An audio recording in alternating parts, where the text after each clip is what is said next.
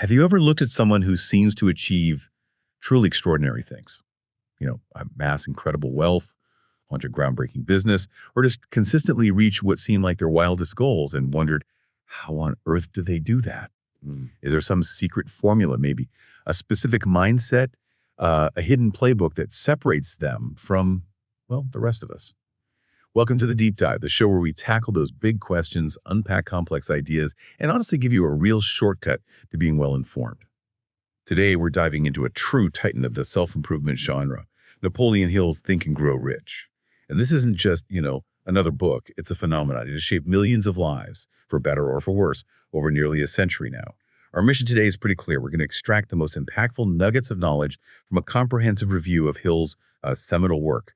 We'll explore its fascinating and, sometimes controversial origins. We'll break down its most powerful core principles, assess its undeniable strengths, but also, importantly, its notable weaknesses and the criticisms it's faced over the years. And crucially, we'll discuss how its philosophy might apply to your life today. Think of this as your essential guide to understanding a book that really continues to resonate globally. That's exactly right. And our source for this deep dive is a really comprehensive review. It doesn't just summarize the book's content. It actually enriches it with critical analysis, crucial historical context, and some very practical reflections. This makes sure we move beyond just the surface level, to really explore its enduring impact in a balanced, nuanced way. It's a classic for a reason, sure, but like any classic, it definitely benefits from a careful, informed look. Okay, so let's set the historical scene first. Imagine the year 1937. What comes to mind? For many people, it's got to be the profound despair of the Great Depression, right? Absolutely. A time of just widespread financial ruin, staggering unemployment levels, deep uncertainty. Hope felt like a really rare, almost impossible commodity back then. Yeah, exactly. So in such a grim landscape, it seems almost, counterintuitive that a book promising riches would not just resonate, but actually explode in popularity, doesn't it? Yeah, it absolutely does seem that way. And that paradox is, I think, part of its enduring allure. This was the precise environment into which Think and Grow Rich just burst onto the scene. The primary author, Napoleon Hill, was a Virginian-born journalist who later became, really prominent motivational writer. But, and this is important, it's vital to acknowledge the substantial and often completely uncredited contributions of his wife, Rosalie Beeland. Her efforts were apparently integral to the book's development and its eventual success. So interesting. I wasn't aware of her significant role. Oh, yeah. So what was Hill's big story, the inspiration? Well, Hill's purported inspiration, and this is where the historical debate really kicks in, is this widely cited claim. The story goes that the legendary industrialist Andrew Carnegie, arguably the wealthiest man in the world at the time, personally tasked Hill with interviewing America's rich and famous, like the titans of industry. Okay. And the grand goal, supposedly, was to distill their collective wisdom into a universal philosophy of achievement, something that anyone could follow to get rich. Wow. That's a heck of an origin story.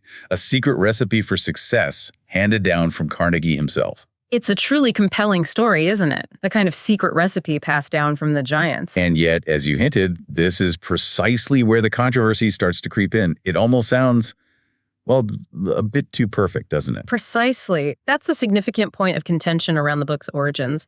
The thing is, historians largely dispute this extensive meeting or mentorship by Carnegie ever happened. Really, no proof. There's virtually no documentary support for Hill's detailed claims of working closely with or being mentored by Carnegie for such a long, formative period. This lack of verifiable evidence leads critics to question whether the science behind the book, which Hill often presented as empirically derived from studying successful lives, is maybe more myth than actual verifiable fact. It's a really critical lens through which to view Hill's foundational claims. Okay, so despite, or maybe even because of, this backdrop of economic devastation and the, let's say, shadowy origins of its foundational myth, the book became an absolute sensation. It clearly tapped into a profound need for hope. An absolute sensation is almost an understatement. Think and Grow Rich has sold well over 100 million copies worldwide. It's staggering. 100 million, wow. And its impact wasn't just a flash in the pan. Its staying power is truly remarkable. Just as an example, Business Week ranked it the #6 best-selling paperback business book a full 70 years after it first came out. 70 years later. Incredible. Yeah. It offered this hopeful, action-oriented formula that, as one commentator put it, proved a popular tonic to that pervasive Depression-era mood. It gave people a critical sense of agency, of possibility, when many felt utterly powerless. Fascinating stuff. So if this book offered more than just, vague encouragement, what exactly did Hill promise? What was his central argument that grabbed such a massive audience? And how did he structure this philosophy of achievement into something people could actually, follow? Well, Hill opens with a very direct challenge to the reader. He basically urges them to abandon what he calls a poverty mindset. Okay. Get rid of the negative thinking. Exactly. In favor of cultivating a riches consciousness. The fundamental sort of bedrock idea is that a strong, intense desire, what he often refers to as a clear burning goal, is the absolutely essential first step toward any achievement. So not just wishing for something. No, not at all. It's an all-consuming focus. And he argues this profound desire must be underpinned by unwavering faith, meaning a deep, unshakable belief in oneself, and then bolstered through autosuggestion. Autosuggestion. Yeah. What exactly did he mean by that? It's essentially the practice of repeatedly affirming your goal, telling yourself over and over to embed it deep into your subconscious mind. It's a kind of deliberate mental conditioning, almost like self-programming. Okay, so it's not just about wanting something, but actively convincing yourself you can get it, programming your own mind. How does he then translate this mental groundwork into a structured path people can take? Right, because the mental part is just the start. From this powerful psychological foundation, Hill then lays out what he calls his 13 steps to riches. 13 steps. Yes, and they're presented as a sequential, almost formulaic approach to success. Each step builds upon the last one. He truly believed that if you followed these steps meticulously, success wasn't just possible, it was almost inevitable. Okay, let's really unpack these principles then, starting with what you call the very core. Hill stresses that desire is central. How intense does this desire really need to be?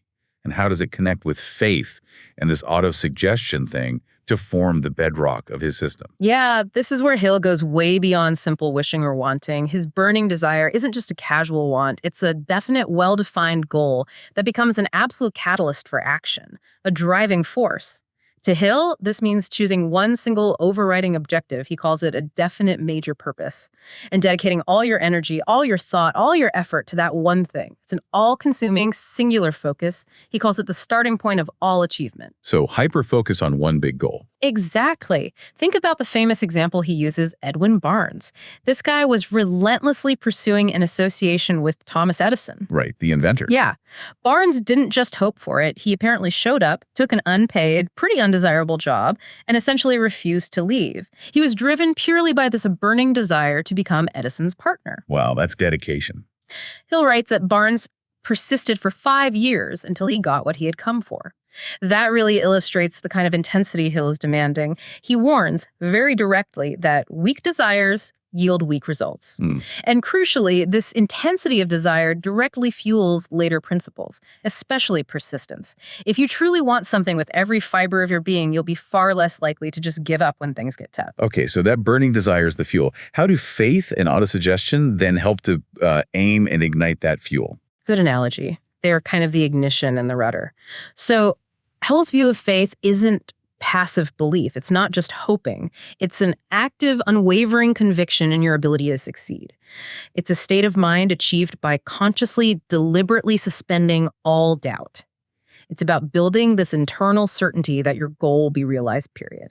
He believed this unwavering faith transforms your desire from just a thought into like a subconscious magnet for success. A magnet for success. Okay. Yeah. And how does autosuggestion fit in there? How do you build that faith? Right. So this faith isn't just supposed to appear out of nowhere. It's actively cultivated through autosuggestion. This involves the deliberate practice of daily positive affirmations, repeating your goals consistently, often out loud, as Hill suggests. The core idea is to imprint these desires and beliefs onto your subconscious mind, essentially making success a part of who you are and what you expect, what you attract. Like programming yourself. Exactly. Hill suggests visualizing the finished product, feeling the emotions of having already achieved it, speaking your affirmations with real conviction and emotion. It's a powerful mental programming technique, very similar to what modern sports psychologists might call visualization or mental rehearsal. So together, these three: intense desire, unwavering faith, and consistent autosuggestion, they form the motivational core. But it can't just be positive thinking and visualization, right? There must be action involved. What are the practical steps Hill advises for actually turning these powerful aspirations into a tangible reality? Absolutely. Hill knew that thought, no matter how powerful, must translate into action. That's where the more practical principles come in. He strongly emphasizes the need for specialized knowledge. Specialized knowledge. What does that mean exactly? It means acquiring the specific skills, the specific information that are directly relevant to your goal. So if you want to build a successful tech startup, for instance, you need to learn about coding or market trends or business development or maybe all three. It's about targeted learning, not just general knowledge. Okay, that makes sense. Learn what you need to know for your specific goal. What's next? Then comes organized planning. This is where you take that vision, that desire, and transform it into a concrete, detailed action plan. You break down your big goal into smaller, manageable steps. You outline deadlines, you identify the resources you'll need. So making a real plan. Yes, but critically, it's not just about creating the plan. It's about taking consistent daily action on it. Hill stressed this. The plan is basically useless if it just sits on paper gathering dust. Action is key. And decision is another principle Hill puts a tremendous amount of emphasis on. He observed that indecision is a really common weakness, a major stumbling block that leads to stagnation and failure. Right, analysis paralysis. Exactly. Therefore, making prompt, firm decisions and then sticking to them is crucial. Successful individuals, in Hill's view, act decisively and confidently. They avoid procrastination, they make a choice and move forward. And what about persistence? That seems to be a word that comes up again and again when people talk about Hill's work. How central is that to his formula? Is it just about not giving up? It is absolutely central. You could argue, actually, that it's the force that binds the whole system together. Hill dedicates an entire chapter just to persistence. He calls it the sustained effort that bridges the gap between desire and reality. He sees it as an irresistible pair when combined with willpower. It's that unwavering commitment to keep going, even when things get tough, when you face setbacks, when you hit obstacles, or when results aren't immediately apparent. So it's more than just stubbornness. Oh, much more. Hill makes a really sharp observation here. He notes that so many people quit at the very first sign of setback, or sometimes just shy of achieving their goal. They give up too soon. He contrasts this with successful figures like Henry Ford or Andrew Carnegie, who he claims pressed on relentlessly despite facing formidable obstacles and numerous failures along the way. So it's like resilience, basically. Exactly. In modern terms, you can absolutely frame persistence as resilience. That ability to bounce back from adversity, to adapt your approach if needed, but to continue to act on your plan day after day, week after week. In many ways, Hill's emphasis on persistence, especially when it's fueled by that burning desire, really preempted a lot of modern research into what psychologists now call grit, that sustained passion and perseverance toward long-term goals. Look, right. I've heard that term. Yeah, it's a powerful reminder that sometimes sheer staying power, just refusing to quit, not necessarily innate talent, is the most critical ingredient for success. And Hill argues that if your initial desire is truly intense, truly burning, it naturally cultivates this persistence. It becomes the intrinsic force that sustains your effort when immediate results aren't showing up. It's really the backbone of the entire process, ensuring that the initial spark of desire and faith doesn't just fizzle out when you face real-world challenges. Without persistence, he believed, all the planning, decision-making, and specialized knowledge in the world might ultimately lead nowhere. Okay, so we've covered the mental foundation, desire, faith, autosuggestion, and the practical steps, knowledge, planning, decision, persistence. But some of Hill's principles seem to delve into more abstract, or as you mentioned earlier, maybe even controversial territory. How do concepts like mastermind, imagination, and those more esoteric ideas like sex transmutation fit into this overall philosophy of achievement? Right. This is where Hill definitely broadens his scope beyond just pure individual effort and delves into some less conventional areas. Let's start with the mastermind group. Hill's concept of the power of the mastermind is really about forming a network, an alliance of motivated, supportive individuals who share a common purpose. Like a support group. Sort of, but more proactive. The idea is that when two or more minds come together in the spirit of harmony and shared purpose, they create a kind of collective brain, a synergy that amplifies individual strength, intelligence, and creativity. The benefit here is mutual support, yes, but also shared intelligence, brainstorming, and amplified motivation. It's about leveraging the power of collaboration to overcome challenges and generate better ideas than any single individual probably could on their own. So it's about teamwork, essentially. In a way, yeah. This stands out as one of the more interpersonal principles in his system. It recognizes the vital role of collaboration, mentorship, and learning from others in achieving big goals. You can definitely connect it to modern ideas like having an advisory board for your business, joining supportive peer groups, or being part of high-performing teams where that collective wisdom often outperforms individual efforts. That makes perfect sense. Strategically building your support system, not just trying to do everything alone. But thinking about today's world, with its focus on individual branding and sometimes pretty fierce competition, isn't there a risk that these mastermind groups could just become echo chambers? Or even, a breeding ground for sycophancy rather than offering real challenge and diverse perspectives? That's a really sharp observation, and it's a very real modern consideration, I think. Hill does emphasize harmony within the group, which, as you suggest, could potentially lead to a lack of critical challenge if it's not managed carefully. His intention seemed to be more about pooling intelligence for creative problem solving, not necessarily just mutual backpatting. So yeah, modern mastermind groups would certainly benefit from consciously building in mechanisms for respectful dissent, bringing in diverse perspectives to actively avoid that echo chamber effect you mentioned. It's a valid critique. Yeah, okay, good point. So what about the other more internal, maybe slightly mystical elements? Imagination, subconscious mind, sixth sense. Right. Imagination is crucial for Hill. He instructs readers to actively use their imagination to visualize their goals in vivid detail, almost like watching a movie of their success. This is very much akin to mental rehearsal, seeing yourself already having achieved your objective. This helps to solidify it in your mind and, importantly, in your subconscious. He also talks quite a bit about the subconscious mind. He views it as this dynamic bridge connecting your conscious thought with what he enigmatically calls infinite intelligence. Infinite intelligence. What does he mean by that? It's a bit vague, honestly. It seems to suggest access to intuition, creative insights, maybe even inspiration that comes from beyond pure logic or conscious reasoning. It's one of those quasi-spiritual elements. And then there's the sixth sense. This is essentially about developing and learning to trust your gut feeling, those sudden flashes of insight or creative hunches. He describes it as the final kind of mysterious step in his system, the pinnacle of achievement, where you're tapped into this higher level of awareness. Okay. And we can't really ignore the principle that often raises eyebrows today. Sex transmutation. How on earth does that fit in? Yeah, you're right to bring it up directly. Sex transmutation is arguably the most controversial and maybe the most misunderstood concept in the entire book. Hill proposes channeling the potent energy associated with sexual desire, which he viewed as an incredibly powerful, creative, and motivating force, into productive, non-sexual pursuits.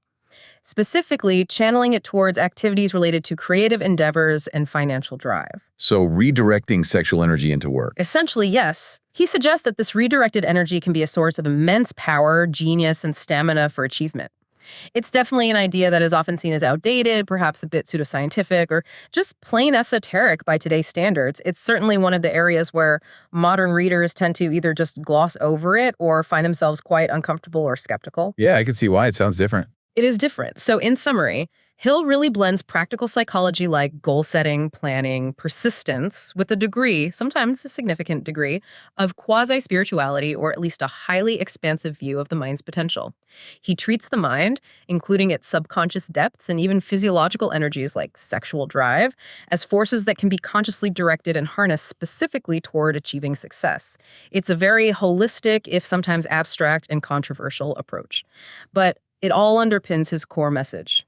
The mindset, a positive, unwavering, intensely focused, and directed attitude, is, in Hill's view, the single most critical factor in achieving any significant goal. Okay, here's where it gets really interesting, I think.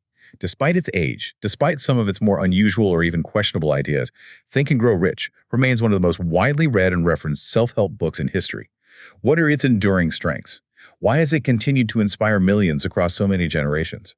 Well, its inspirational power is just undeniable. The book is written in this really clear, energetic prose. As one commentator described it, it's almost galloping. It doesn't get bogged down in dry academic theory. Right, it's very direct. Very direct. Instead, it sets out simple, actionable principles that seem to resonate deeply with people who are genuinely seeking to improve their lives, particularly their financial situation. It's compelling, it's full of conviction, and that energy is contagious. Mm. And its timeliness, in its original context, cannot be overstated.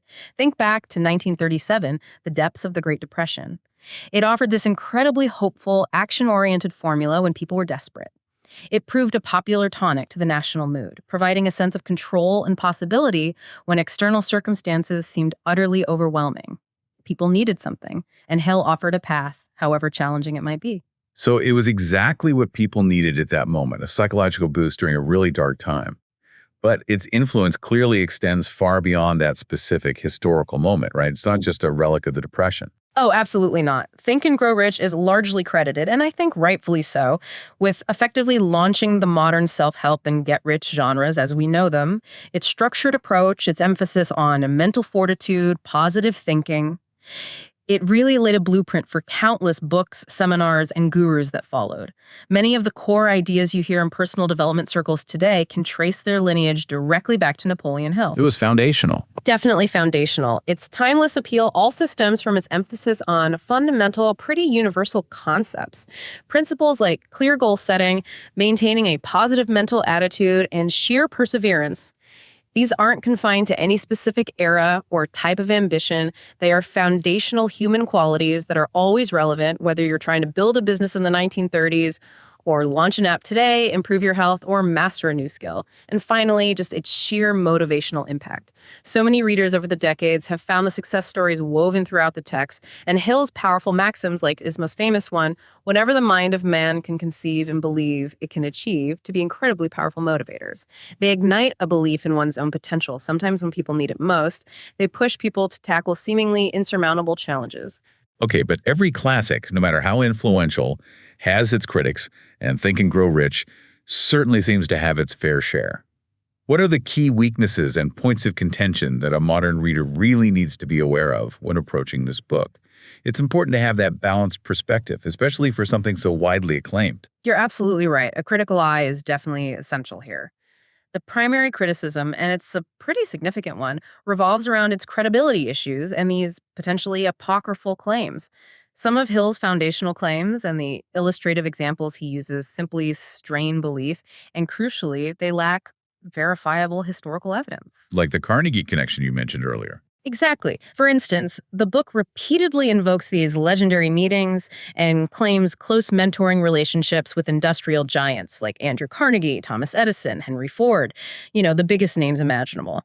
However, as we discussed, historians often find literally no documentary support for these extensive episodes. There's no letters, no diaries, no independent accounts confirming these deep connections he claimed.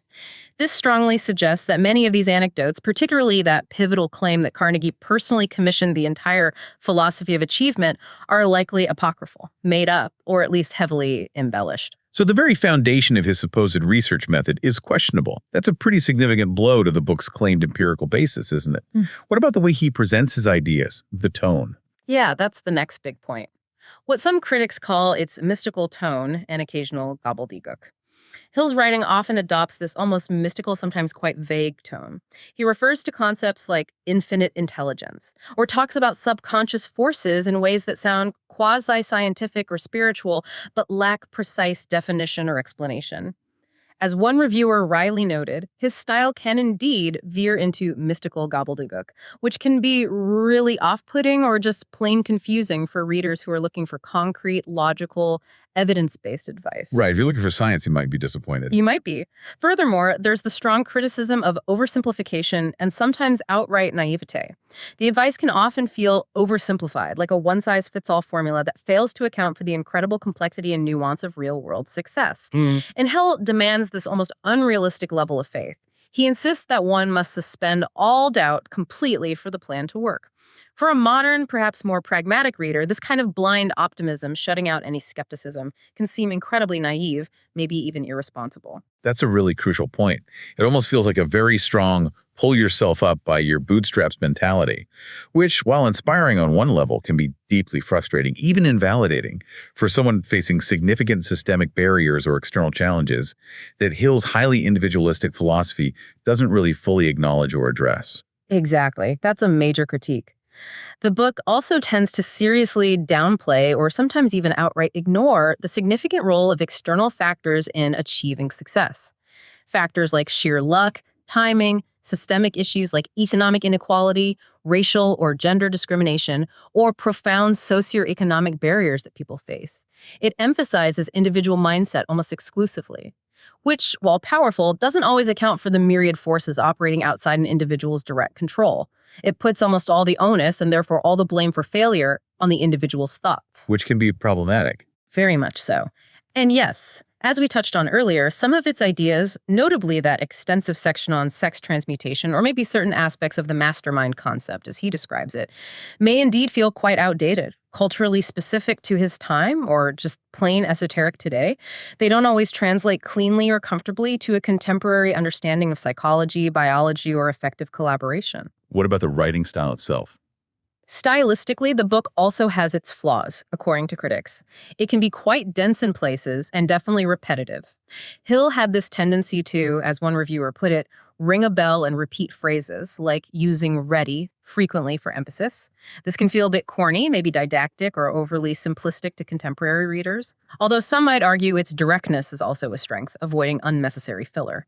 There's also his occasional heavy-handed or culturally specific rhetoric that feels very much of mid-20th century America, like sometimes portraying ambitious wealth seekers as needing to be almost cold-blooded. Okay. So summing up the relevance and the criticisms. Well, in conclusion on its relevance, while many of the core lessons, things like clear goal setting, cultivating a positive attitude, diligent planning, persistence, remain universally useful and psychologically sound on some level, the book's overall packaging, the early 1900s language, the reliance on unverifiable lore and anecdotes, the mystical undertones, it makes it feel more like an inspirational philosophy than a proven scientific method. It offers a powerful framework for mindset development, definitely, but perhaps not a strictly scientific or universally applicable blueprint for guaranteed riches. So while Hill's enthusiasm and his sheer conviction are undeniably motivating, even infectious, readers should definitely approach some of his claims, especially those related to his historical interactions or his quasi-scientific explanations for things, with a healthy dose of skepticism. The source we reviewed sums it up well. Hill remains influential, yet controversial, with methods that are often viewed as questionable in terms of their factual basis and sometimes overly simplistic approach. That's a truly balanced picture, thank you. It's really clear why Think and Grow Rich holds such a powerful, almost legendary place in the self-help canon, even with all its complexities and valid critiques. Reflecting on everything we've unpacked here, what personally stands out to you the most from this deep dive into Hill's work? What are your takeaways? Yeah, for me, it's definitely a mixed bag, but certainly very thought-provoking. What resonates most strongly, I think, is that absolute insistence that persistence pays off. The power of just sticking with it. I see this in my own life constantly, and probably you do too. Sticking with a really challenging project at work, refining a skill over time, pushing through creative blocks even when you feel like giving up. It often leads to genuine breakthroughs and unexpected successes down the line. Hill's emphasis on that relentless drive, that grit we talked about, feels undeniably true to experience. Yeah, I agree with that. Persistence is huge. It really is. Also, the profound importance he places on defining a clear, specific goal truly clicked with me. I've noticed personally that when I actually take the time to write down a definite aim, whether it's, say, training for a specific distance running race or completing a complex writing project by a certain date, it dramatically enhances my focus and commitment compared to just having vague aspirations floating around in my head. It brings this undeniable clarity and direction. Right, making it concrete makes a difference. And what parts, if any, made you pause or felt less aligned with your own perspective? Were there any moments during this review where you thought, hold on, that doesn't quite sit right with me? Oh, definitely. I found myself feeling a bit uneasy, or at least questioning some of the more mystical parts. That whole notion of tapping into an infinite intelligence or manipulating the subconscious in a quasi-spiritual way. For me personally, it feels more like a poetic metaphor or maybe an abstract concept for intuition rather than, actionable, concrete advice you can reliably implement. It's inspirational language, perhaps, but maybe not a practical tool you can consciously wield day to day. It lacks practical steps for that part. Exactly. And I also found myself questioning the attitude that doubts must be entirely banished at all costs. While unwavering belief is clearly powerful, in reality, a healthy degree of skepticism, or at least a willingness to critically evaluate your assumptions and adapt your plans based on new information or feedback, can actually be incredibly valuable, maybe even essential. So blind optimism isn't always the best strategy. I don't think so. Blind optimism, without any mechanism for self-correction or reality checks, can potentially lead to some pretty costly mistakes or just wasted effort. Healthy doubt can prompt useful questions. So, my overall takeaway from the book is that it's undeniably incredibly motivating for setting ambitious goals and cultivating a strong belief in your plans. That part is powerful. But it also necessitates balancing that fierce optimism with a healthy dose of realism and adaptability. It reinforces the profound idea that your mindset absolutely matters, perhaps more than anything else. But it also reminds me that you shouldn't completely ignore real world constraints, external factors, or stop reevaluating and adjusting your plans as circumstances inevitably evolve. In that sense, Hill's core philosophy, think positively, work relentlessly, does truly encourage me. It really does. Even if I choose to interpret and apply it more flexibly, maybe more critically than Hill perhaps originally intended. That's a very practical and nuanced reflection. So, given its undeniable strengths, but also its notable weaknesses and controversies, who exactly is Think and Grow Rich for today? And how can you, the listener, listening right now, apply its lessons effectively in your own life without falling into some of the potential pitfalls we've discussed? That's the million-dollar question, isn't it? I'd position Think and Grow Rich not as a strict step-by-step how-to manual for getting rich, guaranteed. That's probably misleading. Instead, think of it as a motivational classic. Its primary value today lies more in its psychological impact and its power to inspire action and belief. Okay, a motivational classic. So who should pick it up? Well, several groups come to mind. First, definitely aspiring entrepreneurs and professionals. If you're looking to launch a startup, grow your existing business, or maybe climb the corporate ladder, its intense focus on clear goal setting, meticulous planning, and that relentless persistence can truly jumpstart your ambitions. It provides a really robust framework for developing a powerful, proactive, can-do mindset. Right, the entrepreneurial mindset. Exactly. Second, I'd say students of personal development more broadly. Even if your big dream isn't specifically about business, maybe it's achieving a high level of academic success, reaching an ambitious athletic goal, or completing a significant creative project like writing a novel. Hill's emphasis on clarity of purpose and unwavering positive thinking is incredibly beneficial. And concepts like mentally rehearsing your success or forming a supportive mastermind group can apply equally well to study groups, sports teams, writing circles, or any kind of collaborative creative endeavor. Good point. It's not just about money. Not at all. Third, it could be useful for habit builders and planners. For anyone who struggles with setting meaningful goals and, perhaps more importantly, actually sticking to them over the long haul, Hill's very systematic steps offer concrete advice. His famous 6-step method for turning desire into reality, which involves writing down your definite goal, setting a specific deadline, creating a detailed plan of action, visualizing your success daily, and repeating positive affirmations, provides a very practical framework for cultivating discipline, consistent action. It's almost like a blueprint for developing follow-through. A system for discipline. Pretty much. And finally, I think it's for anyone simply needing a motivational boost. We all have those days, right? When self-doubt creeps in or setbacks feel overwhelming and you just want to quit. On those days, rereading a few key chapters or a powerful maxim from the book, like that story of Edwin Barnes's incredible persistence with Edison, can genuinely reignite your determination and belief. As one fan aptly put it, if some eager-to-get-rich kid asked me for a short list of book recommendations, I definitely include this one. It can serve as a potent confidence builder, even if you take some parts with a grain of salt. So it's really about leveraging its strengths, its motivational power. But you emphasize applying it with common sense. How does a modern learner do that? How do you avoid the more questionable aspects or the potential downsides? Yeah, crucially, listeners should apply its lessons with common sense and a critical, discerning lens. Don't take every single anecdote as literal historical fact because, as we've discussed, many likely aren't.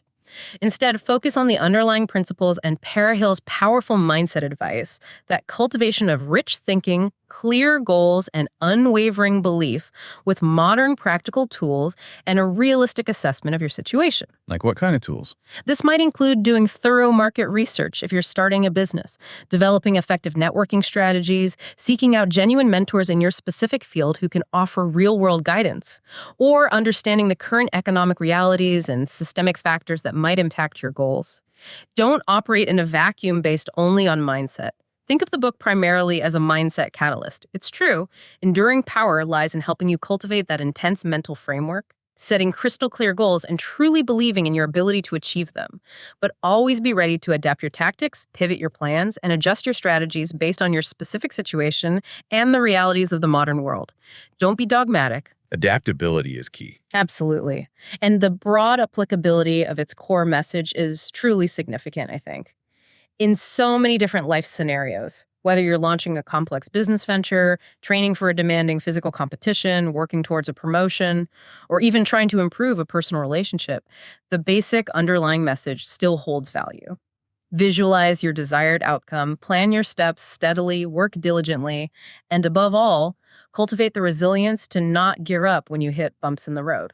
Can you give an example? Sure. An entrepreneur, for instance, might use Hill's principles about faith and persistence to stay motivated and keep pitching investors even after facing multiple funding setbacks, maintaining that core belief in their vision. Or a student could use Hill's idea of a definite major purpose to guide their study habits and course choices, ensuring every effort aligns with their ultimate career goal, giving them focus. Makes sense. So, final recommendation. So, my final recommendation for you, the listener, is this. Consider reading Think and Grow Rich, but do it with an open yet critical mind. Acknowledge that its historical context and its sometimes old-fashioned style might feel a little strange or even off-putting today. Definitely approach some of its more outlandish claims or mystical elements with healthy skepticism. However, its core encouragement towards unwavering positivity, intense focus, clear planning, and relentless perseverance can still profoundly spark action and genuinely help shape your approach to achieving your biggest, most important goals. Ultimately, view it as a powerful, albeit imperfect, motivational toolkit. Take what works for you, what resonates with your values and your situation, and feel fully empowered to leave behind the parts that don't quite fit or feel right for you in the 21st century. Use it wisely. What an incredible journey through a truly influential and yet, as we've seen, undeniably complex piece of literature. We've gone from understanding the historical backdrop of Think and Grow Rich, the fascinating, sometimes disputed story of its author, Napoleon Hill, through unpacking its powerful but occasionally questionable principles, exploring its lasting impact, and finally discussing how you can critically engage with its wisdom today. And this whole discussion really raises an important final question, I think, for you to ponder after listening. How do you personally differentiate between inspiring, necessary belief on the one hand and potentially unhealthy, blind optimism or necessary skepticism on the other, especially when you're pursuing your own biggest, most ambitious goals? Where do you draw that line for yourself? That's a perfect thought to leave you with, finding that balance. Thank you for joining us on this deep dive. We encourage you to reflect on these powerful concepts, take what resonates, and apply it wisely in your own pursuits. Until next time.